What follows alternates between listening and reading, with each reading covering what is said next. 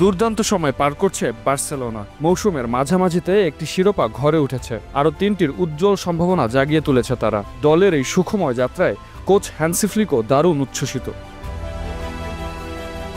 এই জার্মানের কোচিংয়ে বার্সেলোনার পারফরমেন্সে যেন সেই সোনালি সময় উকি দিচ্ছে। মেসি, জাভি, ইনিয়েস্তা, পরে নেইমার, সুয়ারেজদের কাঁধে চড়ে অপ্রতিরোধ হয়ে উঠেছিল কাতালান ক্লাবটি। তারা দল ছেড়ে যাওয়ার পর মাঝের পালাবদলের অধ্যায় শেষে ফ্লিকের আক্রমণাত্মক কৌশলে আবারও পুরনো রূপে ফিরেছে বার্সা।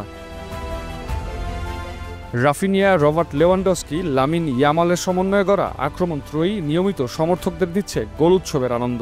রক্ষণ আর মাঝমাঠেও দারুণ ছন্দে আছে দলটি। দলের এমন দাপুটে রূপ বেশ উপভোগ করছেন কোচ হ্যান্সি ফ্লিক।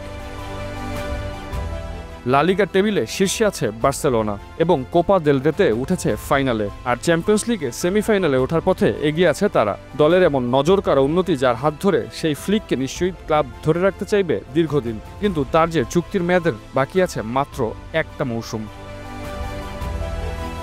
নতুন চুক্তি করবেন কিনা এমন প্রশ্নে হ্যান্সি ফ্লিকের কড়া উত্তর, আমি এমন কোচ নই যে 3 বছরের চুক্তি করতে চাইব, কারণ তখন আমার মধ্যে এমন ভাবনা আসতে পারে। আমি আসলে এই ক্লাবে একটা দিন ধরে কাজ করতে পছন্দ করি।